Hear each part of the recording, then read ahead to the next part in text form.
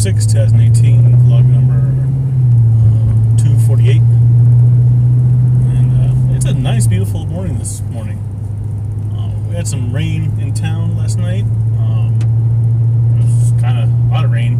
Not so much where I live, but or where I work. But right now we have a nice, even cloud cover, and the morning is beautiful. It's not like cold. I mean, it's a little chill in the air, but like it smells beautiful outside because it has that like nice like dewy scent in the air. And it's just a beautiful morning. It's just remarkable. By the way, enjoy the God of War footage once again because it's dark this morning.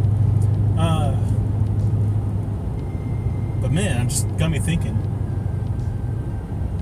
Like, we're already in September. We skipped through August relatively not burning my ass hot through most of August. Usually our Augusts here are ridiculously hot and like just overbearing, and I like fucking hate August in New Mexico.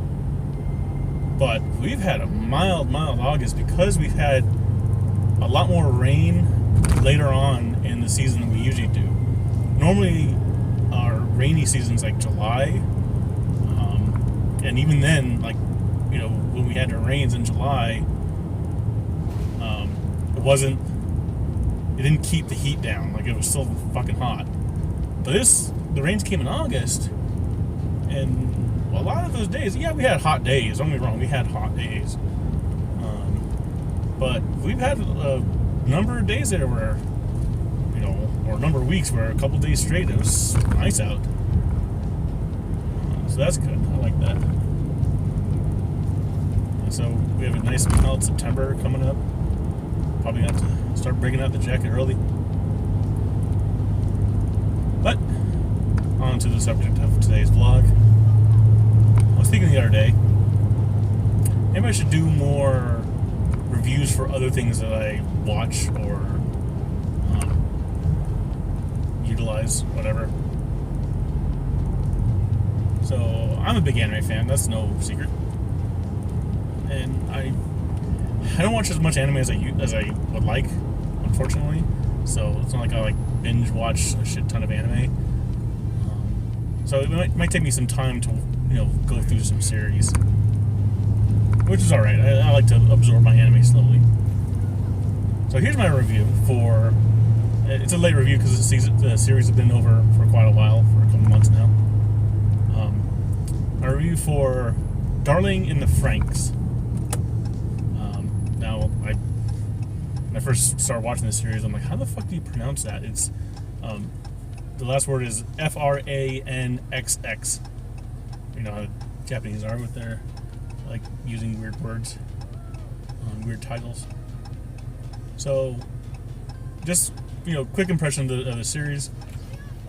It's a mech anime, very typical of kind of like, I almost want to say like Gurren Lagann, but not nearly over the top like Gurren Lagann, but like unconventional mech designs. You know, it doesn't look like Gundams, should I say. Yeah, they're, you know, bipedal, humanoid-looking robots, but they're a little different. Now, not going into the premise yet, but how the mechs function in this show, it very much is reminiscent of Pacific Rim.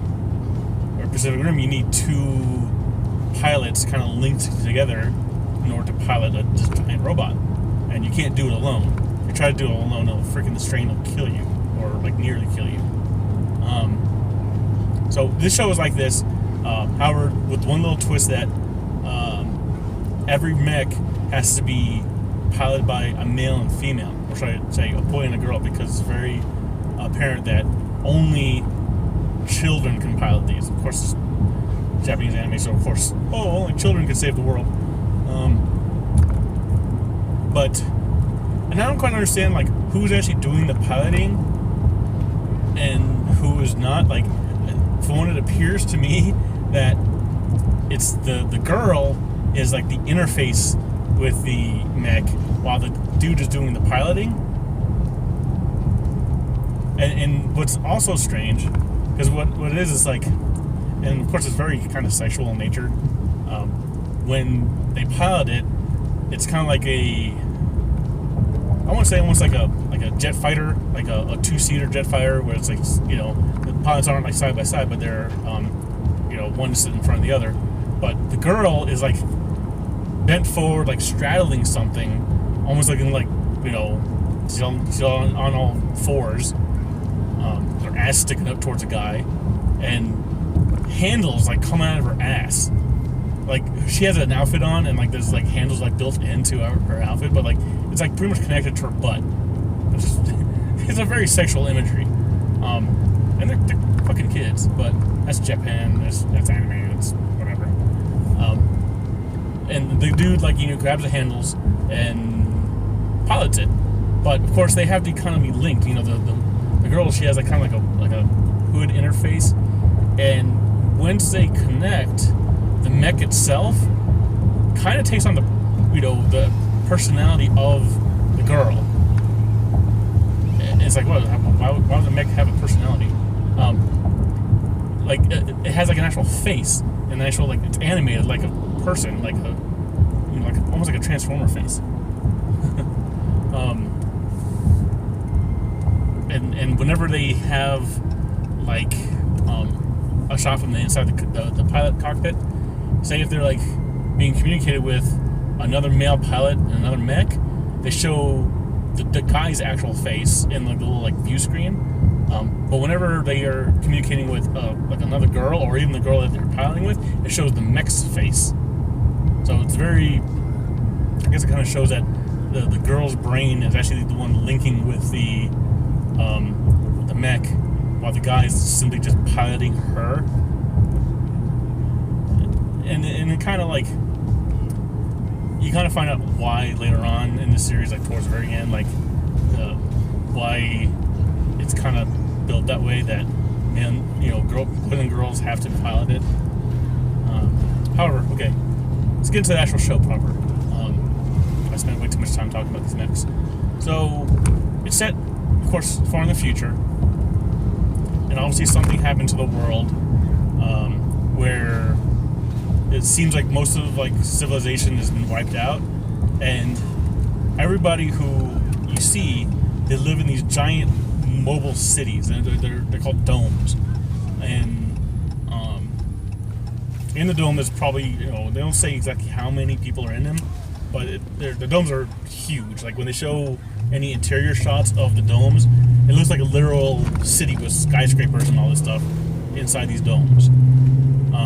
And the mechs, the FranXX, should I say, their job is to protect the domes from these outside monsters. The monsters are called klaxosaurs. Really weird name. They're giant. The enemy design, it's kind of weird. They're very simple design. Of course, they're when they do come out, most of them are CG animated. So they obviously went for a very off the wall kind of simplistic design. They're well animated, don't get me wrong, but very strange looking. Of course, they range in size from little tiny monsters to huge, gigantic, ridiculous monsters. And they come and attack the cities because the cities run on magma energy. They get the magma energy from the earth, and that's how the cities run their power. And I guess these klaxosaurs are attracted to that. Of course, the FranXX have to go out and protect the cities. So you find out later on kind of what happened to the earth. I'm not going to spoil that, but you do find out, and it's interesting how they how the story behind that really is. And I thought that was kind of a really unique part. That's probably one of the most intriguing part of the whole show. I'm like, okay, that's kind of unique. And it's not outside the realm of possibility in terms of how they what happened to the earth. It wasn't I'll put this right out there. It wasn't like a nuclear war or something. It wasn't anything like that. It was more, it definitely was. I mean, for most post-apocalyptic type of worlds and anything, it's usually man's fault, and that's what it's definitely man's fault in this show. I'm not gonna say what the reason was, but it is the reasoning itself is pretty unique. So the show centers around one squad that pilots all these FranXX. Of course, always boy girl, boy girl, boy girl. And apparently, like the main character, he I guess he has like trouble syncing with girls to pilot these mechs, so they're pretty much gonna almost like wash him out of the program of the piloting, because it starts off with them like just kind of barely starting off, about to go out to the first graduation, I guess. But he can't pilot a mech. They can't go in sync. Because of that, his girl partner, she has to be washed out, and they send her away. But circumstances happen where around this time, you see like this old man doctor guy who he has like a lot of like mech parts. Like he's almost like a cyborg. He has like a metal mouth and shit, and he's like metal arm and shit. He arrives at this dome that they're in, and he has all kinds of like soldiers with him. But he has this pink-haired girl, which I'm sure if anybody knows about the series, you've seen this girl everywhere. She's the other main character of this other series. Her name is 02. All the characters in the show, like all the children, are supposed to have like number designators. However, of course, this squad, they decided to kind of give themselves names, I guess, when they're kids. You'll find that out later why. But 02, they never give an actual name. They always call her 02.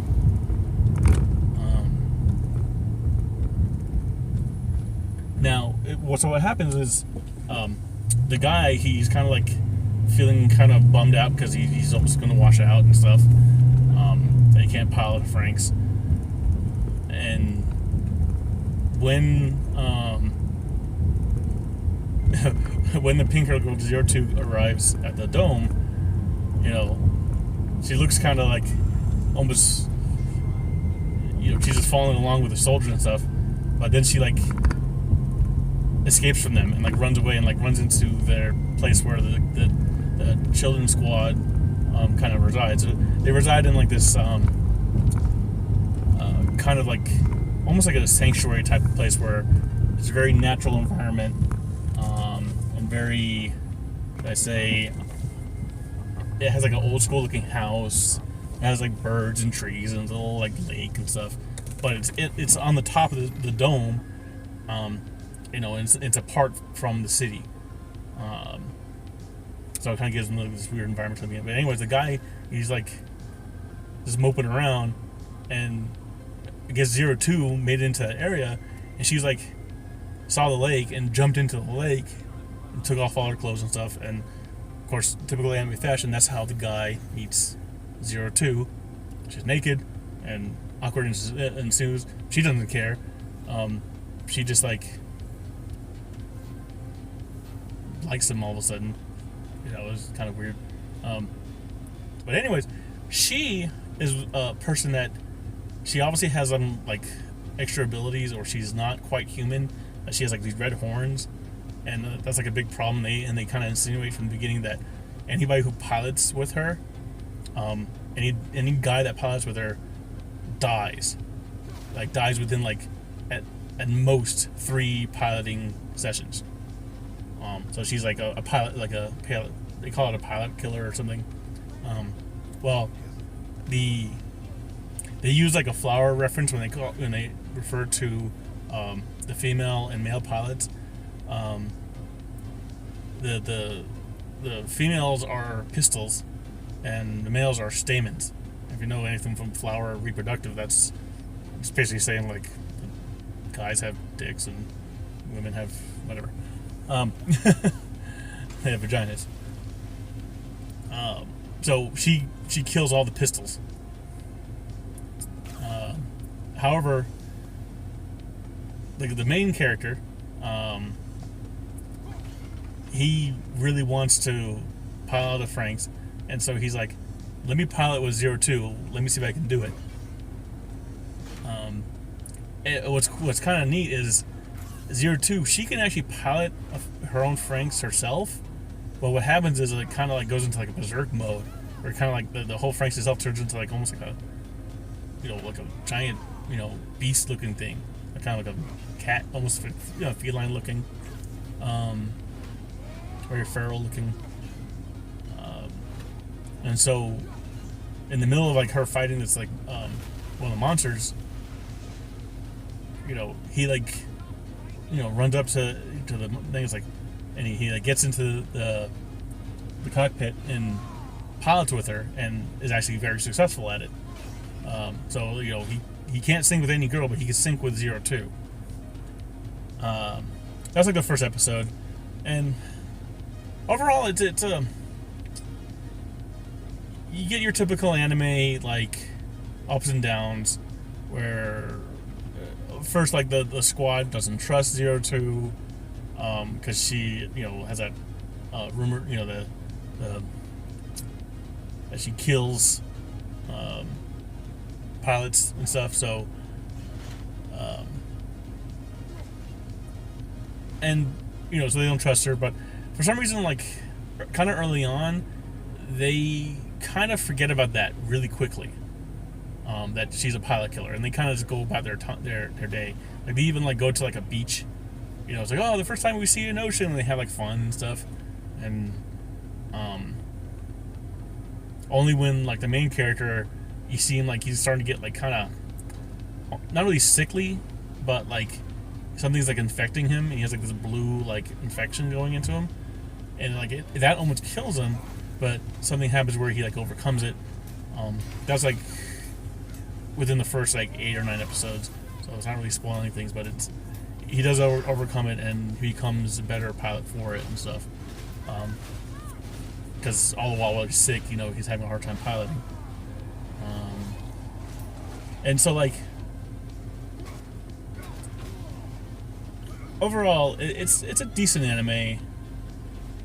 The overarching story of why these monsters exist and how they exist and where they come from, why they're attacking the domes, why the domes even exist, and why are they moving, that becomes apparent later on. Also, in this world, this is like the society, they're kind of ruled by what they call Papa, kind of like their father, and they revere him almost like a god.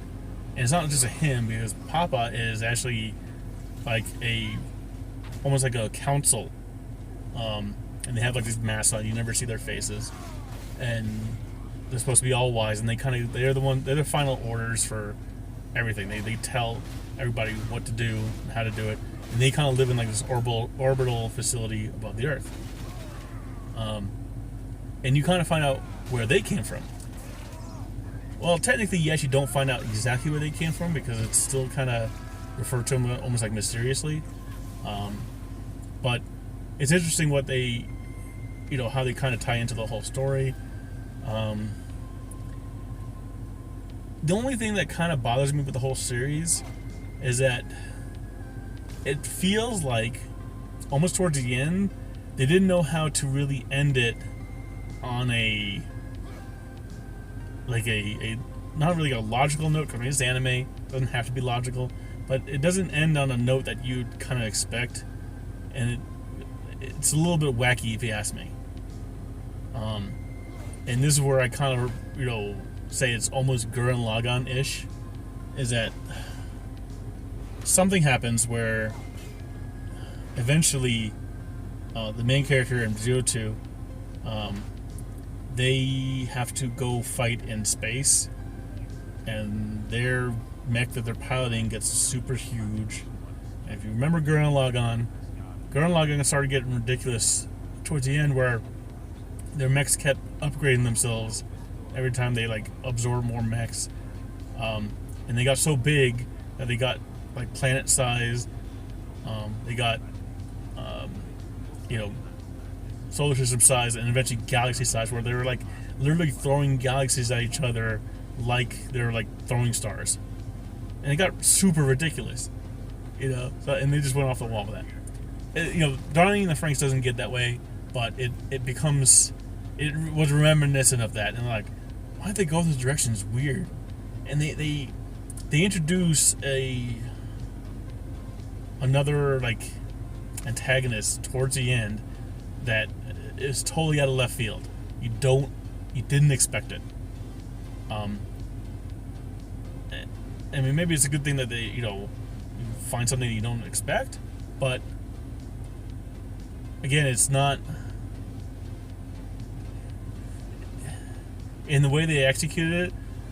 Yeah, you didn't expect it, but it didn't make it better. It wasn't a good decision, if you ask me.